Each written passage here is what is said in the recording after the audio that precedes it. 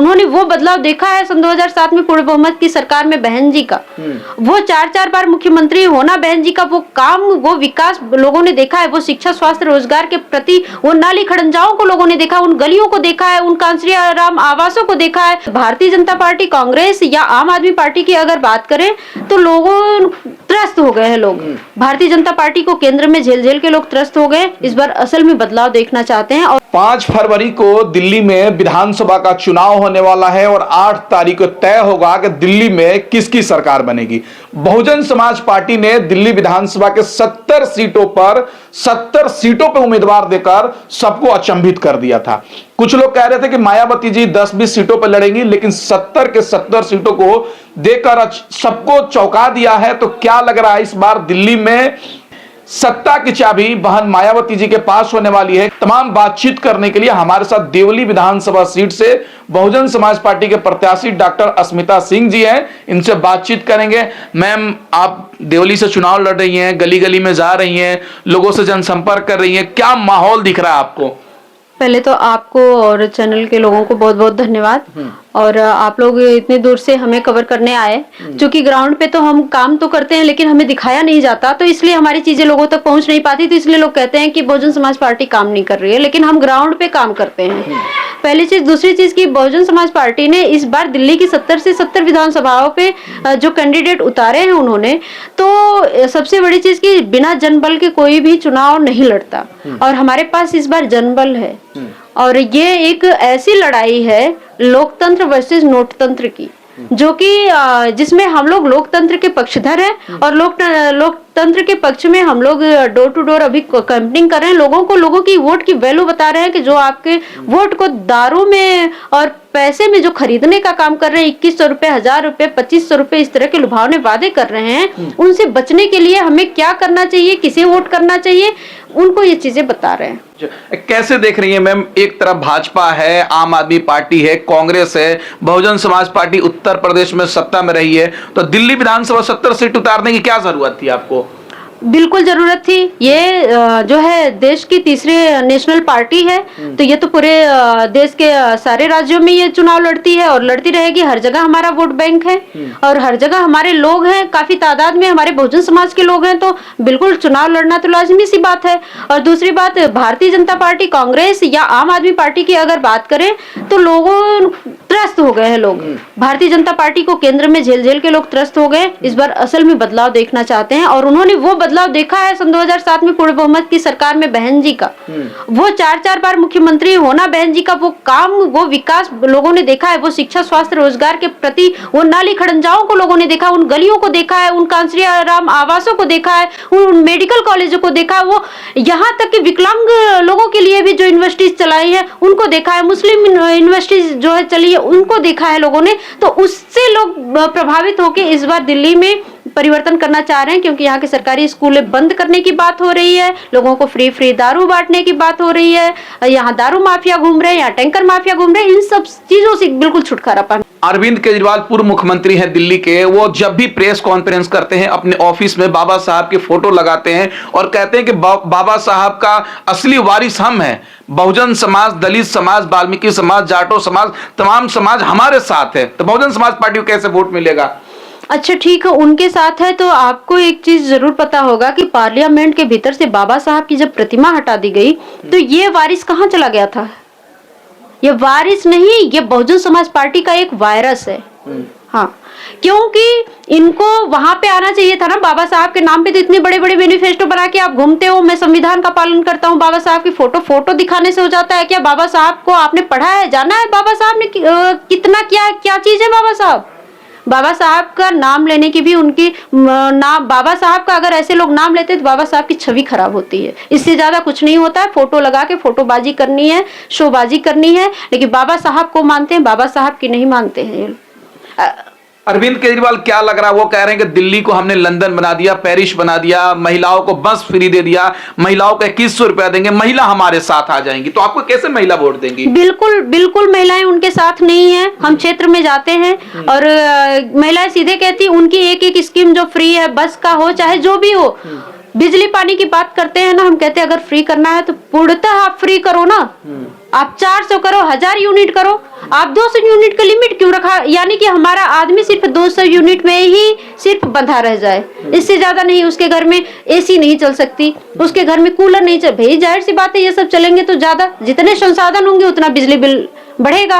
तो उनको एक चीज ये है कि इनको एकदम अगर फ्री करना था तो पूरा फ्री कर देते, पूरी तरीके से फ्री कर देते। और जो डीटीसी की बात करते हैं तो कितने महिलाएं, आपके घर में महिलाएं, हमारे घर में महिलाएं कितना बाहर जा रही हैं। आप महिलाओं को रोजगार दे दे तब तो महिलाएं घर से बाहर निकलती, आप शिक्षा स्वास्थ्य में उनको जगह देते तब तो वो जाती, लेकिन वो तो बाहर नहीं, वो तो घर में बैठी। आपने हमारी महिलाओं को बिल्कुल घर में बिठा दिया है। एमसीडी में रहे, विधानसभा में रहे, पार्लियामेंट में रहे, हर जगह रहे, वो वहां पे रहे। आपके 2100 रुपए या डीटीसी के 10 रुपए 15 रुपए किराए की भूखी नहीं है वो एक अच्छी जगह जाके बैठेंगी, उनका भी सम्मान होगा, उनकी पीढ़ियां सुधरेंगी। लेकिन अरविंद केजरीवाल कह रहे हैं कि मैं तो दिल्ली का बेटा हूं जी, दिल्ली की बहनों को, दिल्ली की जनता को सभी सुविधाएं पहुंचाऊंगी।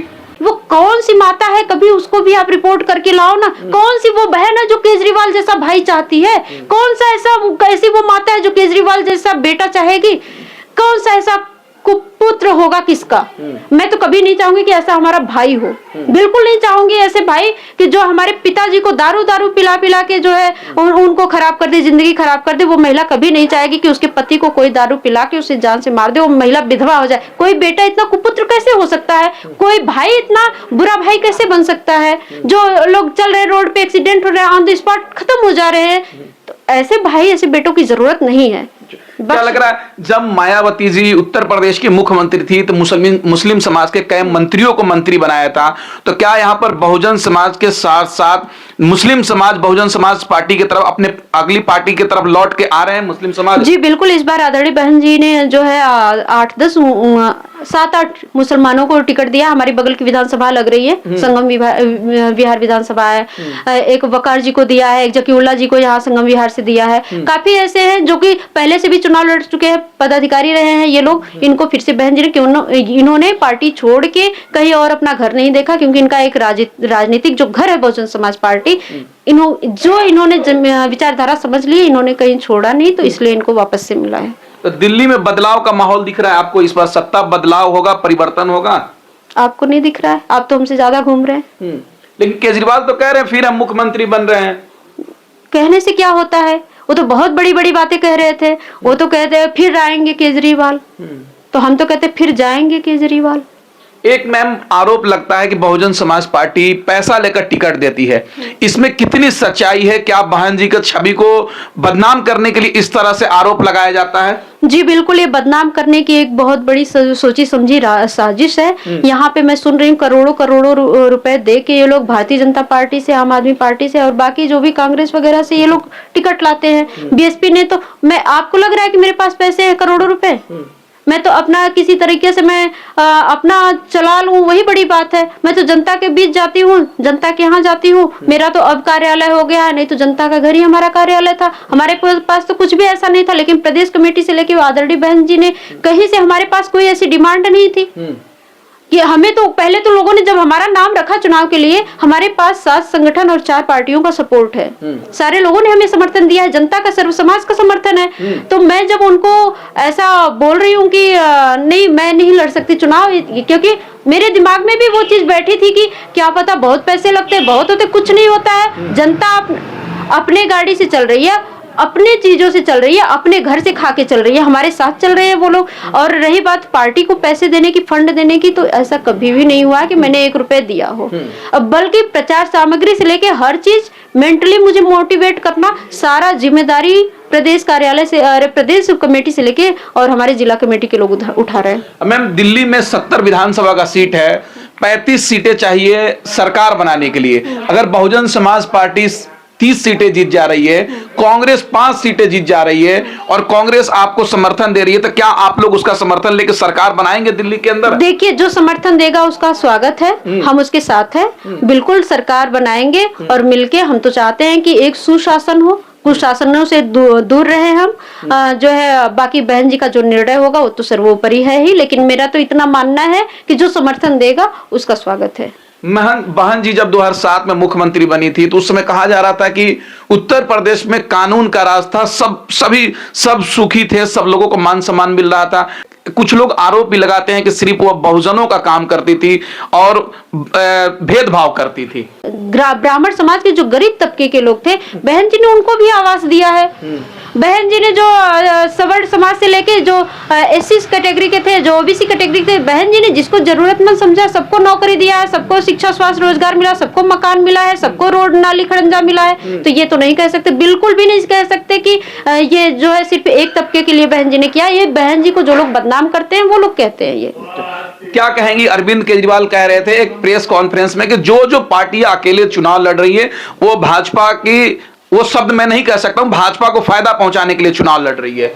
अच्छा, अगर यानी कि जो पार्टियां, मतलब एक तरफ से आप बहुजन समाज पार्टी की तरफ भी बोल रहे हैं, हाँ। तो बहुजन समाज पार्टी यदि भाजपा को समर्थन करती तो डायरेक्ट नहीं भाजपा के साथ आ गई होती।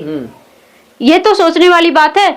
इंटरनली ये लोग मिले हुए हैं। इनका जो है अभी, चूंकि मैं सब बातें नहीं बोलना चाहती, फिर भी ये आरएसएस के जो एजेंट बने फिरे हैं, ये तो इनके तो वहां पे मॉडिफाई होते हैं नेता, वहां से आते हैं बन के यहाँ पे आरएसएस के लोग। मुख्यमंत्री का चेहरा अचानक से आ जाता है, कोई भी इस तरह से आ जाता है। तो बहुजन समाज पार्टी में बिल्कुल भी ऐसा नहीं है जैसा ये गलत धारणाएं फैलाई जा रही हैं। देवली विधानसभा की जनता को क्या संदेश देना चाहेंगे? देवली विधानसभा की जनता को यही संदेश देना चाहूंगी कि आपको 25 साल 30 साल से सिर्फ पानी के लिए छला गया है, आपको वो ठगा गया। तो आप देखो ना कि पानी के लिए आज भी आप उसी जगह पे खड़े हो, बदला क्या? तो इस बार इन्हें बदल दो, बस यही कहूंगी। बहुत शुक्रिया मैम बातचीत करने के लिए। शुक्रिया, थैंक यू। तो हमारे साथ डॉक्टर अस्मिता सिंह जी हैं जो देवली विधानसभा से बहुजन समाज पार्टी के प्रत्याशी हैं। इनसे हमने तमाम मुद्दों पर बातचीत किया है। इस वीडियो के बारे में आपकी राय क्या है कमेंट करके बताएं और हमारे चैनल से नहीं जुड़े तो सब्सक्राइब करके जुड़ जाए। धन्यवाद।